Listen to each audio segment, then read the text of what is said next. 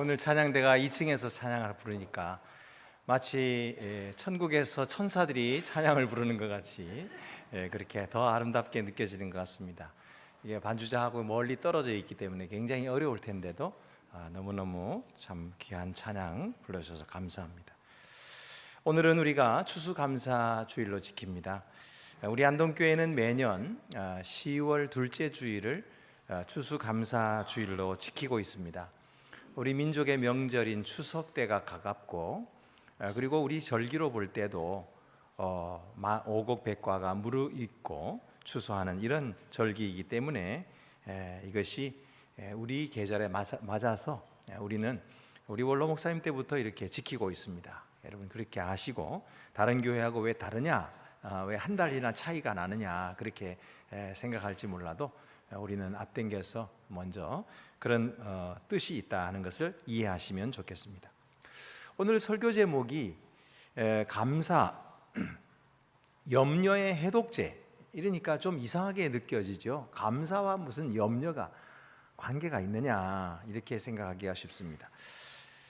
사실 우리는 수많은 염려 속에 살아가고 있다고 말할 수 있습니다. 개인적으로는 직장을 내가 잘 다닐 수 있을까, 안정을 걱정하기도 하고, 우리 자신의 개인이 건강이 염려되기도 합니다. 가정적으로는 자녀들의 진로 문제나 또는 결혼 문제, 이런 것들이 걱정되기도 하고, 사회적으로는 또 이런 신종 범죄가 기승을 부리고 있기 때문에 그 염려되기도 합니다. 세계적으로는 이런 전쟁이 끊이지 않고 또 기후 위기가 닥쳐오기 있기 때문에 우리 모두가 염려할 수밖에 없지요. 물론 우리가 염려 없는 세상, 걱정거리가 없는 세상에 살 수는 없겠지만, 이런 염려와 걱정 때문에 우리가 당하는 그런 손해, 폐해, 이런 것은 좀 줄일 수 있지 않을까 생각합니다. 많은 사람들이 염려로 인해서 자유롭지도 못하고 행복하지도 못하고, 기쁜 일이 생겨도 기뻐하다가 어느새 우리 마음의 염려에 어두운 그림자가 드리워져서 심각해집니다. 그리고 긴장되고, 그리고 혈압이 올라가죠. 스트레스라고 하는 것이 현대인들에게 여러 가지 질병을 일으키는 요인이 되고 있다고 말합니다. 염려는 그래서 독이 되는 거예요. 우리의 마음에 독이 되고 우리의 정신과 몸의 건강을 해치고 있는 것입니다. 그러면 어떻게 이런 염려에서부터 벗어나서 밝고 명랑한 마음으로 하나님이 주신 축복들을 누릴 수 있을까요? 감사가 바로 염려의 해독제입니다. 감사하면 신기하게도 염려가 사라집니다. 마치 염려가 있는 곳에 염려가 숨쉬지 못하도록 공기를 다 빼버리는 것 같이 감사는 그런 효과가 있습니다. 감사하면 기쁨이 넘쳐나고, 감사하면 희망이 솟아오르는 것입니다. 오늘 본문에서 바울은 염려에 시달리는 성도들에게 이렇게 권면합니다.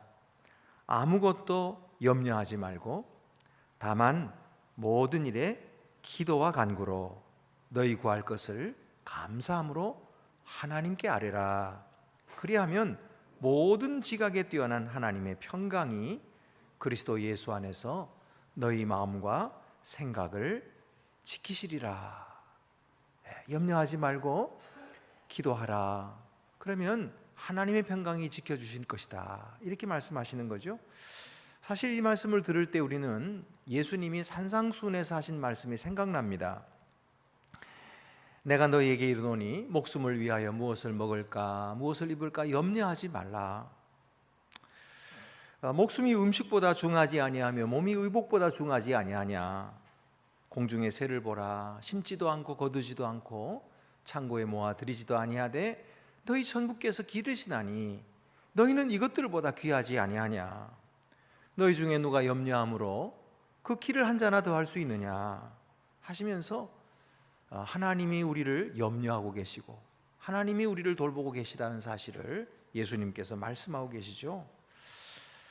하늘 아버지께서 새들을 먹이시는데 우리 인간들은 그 하나님을 믿지 못하고 내가 걱정하고 내가 염려하느라고 너무나 피곤해져 있는 것이죠.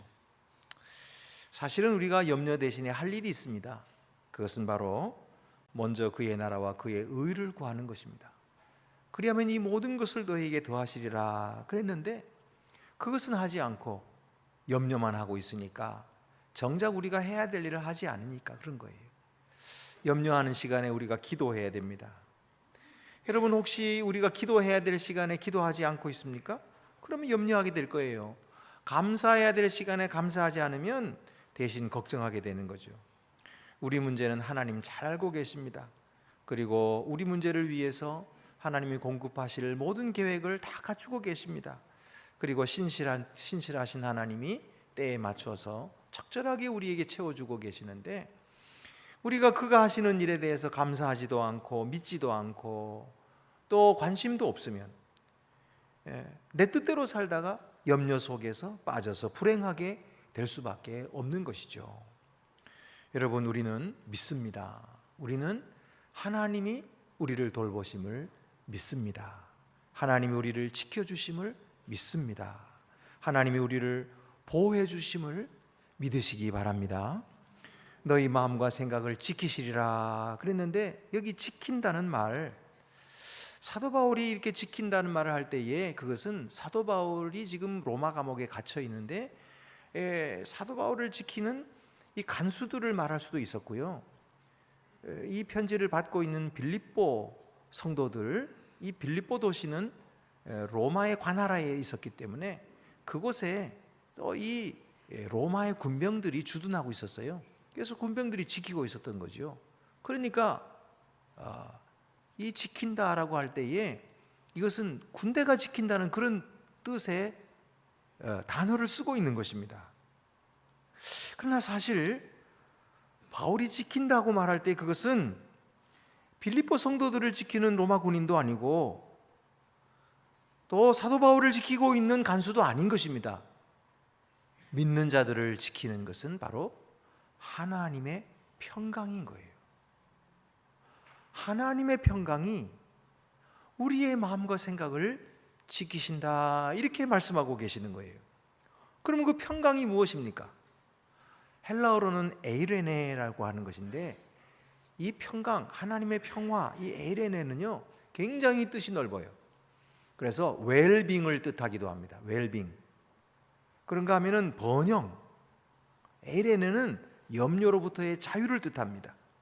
해됨으로부터의 안전을 뜻하고 적으로부터 지켜주는 것을 뜻하고 인간이 생각하고 알고 측정하는 그 능력을 능가하는 것입니다. 그래서 모든 지각에 뛰어난 이 하나님의 평강이 너희 마음과 생각을 지키시리라, 이렇게 말씀하시는 거예요.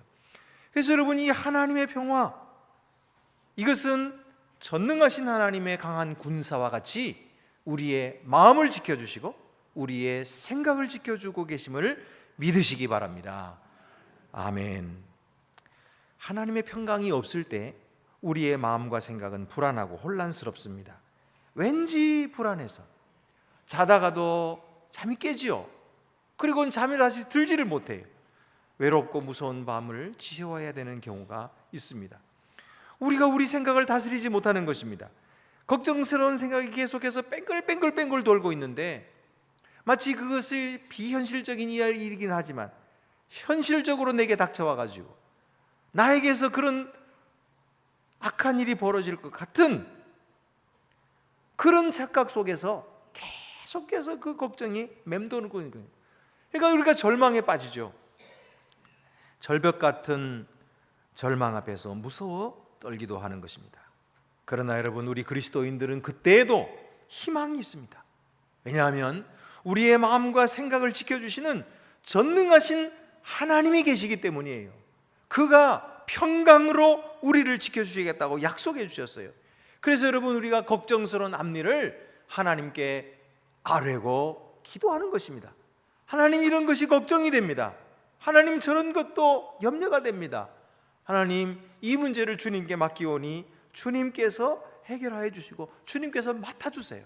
주님께서 뜻하신 대로 해주세요 하고 우리가 하나님께 기도하면 우리가 알지 못하는 사이에 하나님께로부터 응답이 주어지는데, 그것은 우리 마음속에 믿음이 생기는 거예요.